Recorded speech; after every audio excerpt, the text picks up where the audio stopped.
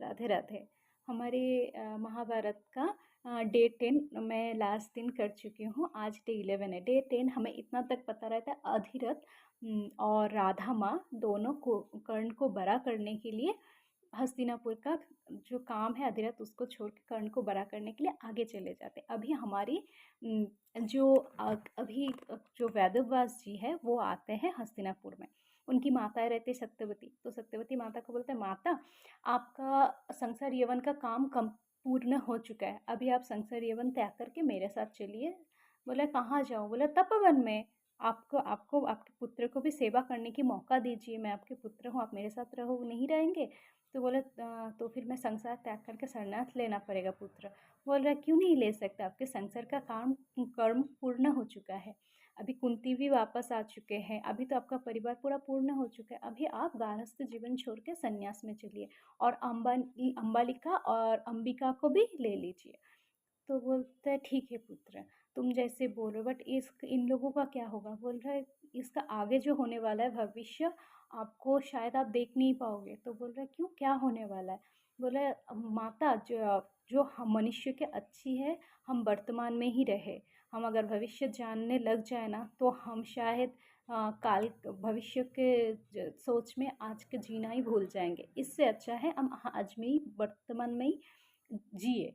तो बोलते ठीक है तुम जैसे बोल रहे हो पुत्र। तो फिर उस ऐसे सुन के सत्यवती माता, अंबिका और अम्बालिका तीनों हस्तिनापुर छोड़ के संन्यास लेने के लिए चले जाते वेदव्यास जी के साथ। इधर गुरुकुल में सारे बच्चे पढ़ रहे, पांडु का जो 5 पुत्र है वो पढ़ रहे, और इधर हमारे जो धृतराष्ट्र के 100 पुत्र हैं वो भी गुरुकुल में पढ़ने जा रहे हैं। और किसी भी काम के बहाने में हमारे धृतराष्ट्र कृपाचार्य को, उनका गुरुदेव तक गुरु कृपाचार्य रहते हैं, उनको बुला लेते हैं। गुरु को जैसे बुला लेते हैं उनको अच्छे तौर इनको लगता है, धृतराष्ट्र को लगता है मेरे पुत्र इतने दिन से शिक्षा ग्रहण कर रहा है, इनको सब कुछ आ चुका है, पांडु का पुत्र तो अभी आया है, उसको शिक्षा ग्रहण करने ही नहीं दूंगी, हमेशा कृपाचार्य को बुला लूँगी, इसी काम वो काम। तो गुरुकुल में वो लोग जस्ट जाते हैं बट पढ़ाई नहीं होता है। और दुर्योधन किसी बहाने से हमारी भीम के साथ, अर्जुन के साथ, दुशासन इन लोगों के साथ लड़ाई करना स्टार्ट कर देते हैं। और जो चीज़ हमारी युधिष्ठिर जो पांडु का सबसे बड़ा पुत्र, उनको अच्छा नहीं लगता, वो एक दिन सडनली कुछ ना बोल के ऐसे घर वापस आ जाते हैं। वो विदुर देखते हैं, विदुर बोलते हैं तुम इधर क्या करो, गुरुकुल में नहीं गए? बोले गुरुकुल में गुरुदेव तो नहीं है, गुरुदेव तो किसी मतलब किसी काम की वजह से गुरुकुल से अभी इधर मतलब वो किसी काम की वजह से गुरुकुल से गए हैं, बाहर गए हैं। तो बोल रहा ठीक है, तो तुम गुरुकुल में जाओ, तुम तुम्हारे भाइयों को देखो, उनको शिक्षा दो। तो बोल रहा है कि वो हमेशा दुर्योधन के साथ, भीम के साथ इन लोग की लड़ाई होते रहते हैं, मुझे वो सब अच्छा नहीं लगता। तो तब बोलते एक राजा, विदुर बोलते एक राजा का कर्म होता है हमेशा सब कुछ संभालना। तुम अभी से भागने की कोशिश करो, तुम भारत वंशीय का उत्तराधिकारी हो, तुम भविष्य में राजा बनने वाले हो, तुम अभी से भाग रहे हो, तुम्हें सीखना पड़ेगा कि मतलब प्रॉब्लम का, हर परिस्थिति का हल कैसे निकालते हैं। जाओ बोल के विदुर उसको फिर से गुरुकुल भेज देते हैं। अभी क्या होता है, रात में भीम के साथ, अर्जुन के साथ कुछ अटपटा होता है, और भीम का खाना अर्जुन थोड़ा सा खा लेते हैं, और भीम गुस्से में उस दिन रात में खाना नहीं खाते।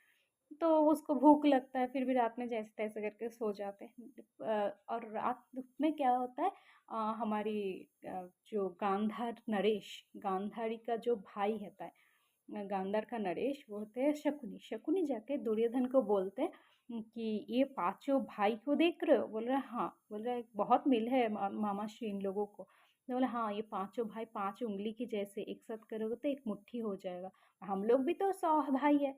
बोले तो क्या हुआ, 100 उंगली नहीं होता है ना, और एक मुट्ठी भी नहीं होता है। तो इनका क्या करना होगा, एक एक उंगली को एक एक करके काटना होगा, नहीं तो तुम्हारे लिए भविष्य में बहुत बुरा होने वाला है भांजे। तो बोलते हैं तो कैसे काटूं? युधिष्ठिर बहुत दिमाग है, उस और अर्जुन का भी दिमाग बहुत तेज है, इन लोगों को नहीं, तो भीम का थोड़ा सा दिमाग कम है बट उनको हम लेकिन उनको हमेशा खाने की शौकीन है, उसको खाने से करना पड़ेगा, कल तुम उसको लेके आओ, मैं देख। तो बोल रहे अच्छा। बोले हाँ, उसको पहले कल लेके आओ मेरे सामने खाने की बोल के, बोलो कल मामाश्री उनके लिए खीर बनाएंगे। ऐसे उनको सुन के उसको लगा कि तो भीम को दूसरे दिन सुबह अभी दुर्योधन जाते एक सेफ लेके, दो लेके जाते, एक देते हैं तो बोलते हैं तुम दे रहे हो मुझे सेब दे रहे हो? बोला हाँ, मैंने सोचा मैं तुम लोग के साथ जो किया बहुत गलत किया, खाओ खाओ भीम खाओ, हम दो भाई है ना, मैं इसलिए तुम्हें दे रही हूँ, तुम एक खाओ मैं एक खाती हूँ। भीम को लगता है कि ये सुधर गया है, चलो एक मैं भी सेब खा लेती हूँ। तो उसने क्या करते, एक सेब वो भी खाता है और एक सेब हमारी दुर्योधन खाते। फिर दुर्योधन बोलते खीर खाओगे भीम, मामा श्री ने मेरे लिए बनाया है। बोल रहे खीर, हाँ खाऊंगी, मुझे ना कल रात को मैंने खाना नहीं खाया, मुझे बहुत जोर से भूख लगा है। बोले चलो तो फिर क्या करते हैं, दुर्योधन इसको लेके आ जाते हैं भीम को लेके। और जैसे ही खीर देते वो खीर बोलते तुम नहीं खाओगे, तो तुम खाओ कुछ बचेगा तो मैं खाऊंगी। तो फिर कुछ बचेगा ही नहीं, वो उस खीर में जहर रहता है। तो वो खा के उसको नींद, मतलब नींद जैसे आते सो जाते हैं। और तब क्या करता है, दुर्योधन दुशासन और शकुनी तीनों मिलके वो बॉडी, मतलब उनका जो देह होता है भीम का देह, उसको गंगे में बहा देता है। जैसे ही बहा देता, अभी पूरा राजीव ने सब ढूंढ रहा है, अभी कहाँ गया भीम, कहाँ गया भीम, क्यों नहीं पता आता, पता नहीं आता, पता नहीं है। तो फिर कुंती ने रोना स्टार्ट कर दिया, सब पागल की तरह ढूंढ रहे। फिर गांधारी जाके धृतराष्ट्र को बोल रहा है दुर्योधन कहाँ है।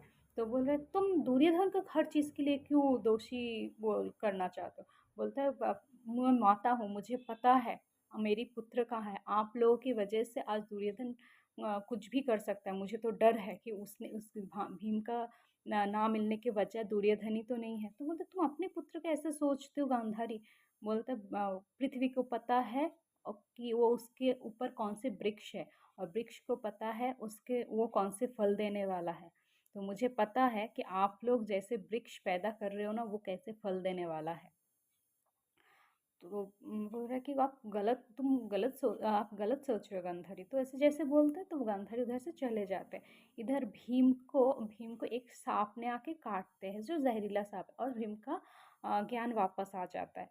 तो वो उसको तो मतलब सांपों के साथ वो ने लड़ाई करके सांपों को परास्त करते हैं, और वो सांप लोग उनको नाग की राजा के पास लेके आते हैं। बोलते तो इस ये कौन है। बोल रहे ये बालक हमारे साथ, जैसे हम लोगों ने सोचा हमारी दुश्मन है, हम लोगों ने काटा, तो इसको शायद इसके जहर दिया गया था, इसलिए इसका वापस इसका ये आ गया सांस, मतलब इसका जीवन वापस आ गया, और इसने हमारे साथ लड़ाई करके हमें परास्त कर दिया महाराज। तो बोले तुम कौन हो बालक। तो बोलते मैं कुंती और महाराज पांडु का पुत्र हूँ। तो बोलता ओ तो फिर तुम तो मेरे रिश्तेदार में आए हो, नैनीहाल में आए हो। तुम्हारी माता मेरी पुत्री की पुत्री है, मैं तू जैसे पितामह भीष्म तुम्हारी पितामह है, वैसे मैं तुम्हारी मातामह हूँ। तो बोला अच्छा अच्छा। फिर उसको बोलते तुम्हें मैं एक मतलब मधुर रस पिलाती हूँ, वो पियो, तो तुम्हारी बॉडी में, मतलब तुम्हारे शरीर में 100 हाथी का बल आ जाएगा। तो ऐसे करके करके उसने मतलब 7 कटोरी मधुर रस पी लेता है। वो मधुर रस जैसे पीता है तो उसका ऊपर बल आ जाते हैं, मतलब 70 हाथी का बल आ जाता है। फिर बोलते हैं तुम्हें हमारी जो पहारादार है वो तुम्हें छोड़ के आएंगे। तो बोलते हैं ठीक है। तो सब लोग रो रहे इसी क्षण भीम आते हैं। भीम जैसे आते हैं तो उसको तो पकड़ के बहुत रोते, कुंती सारे भाई बहुत रोते, और दुर्योधन दुशासन तो ऐसे शॉक हो जाते हैं। तो फिर उधर से दुर्योधन दुशासन जैसे शॉक हो जाते उधर से चले जाते हैं। दुर्योधन बोलते हैं मुझे किसी चीज़ का डर नहीं है, मेरे पिता मुझे कुछ नहीं बोलेंगे, चलो इधर से। और फिर उसके बाद युधिष्ठिर ये पांचों भाई मिलके वो पांचों भाई एक साथ है, तब भीम सब बोलते हैं।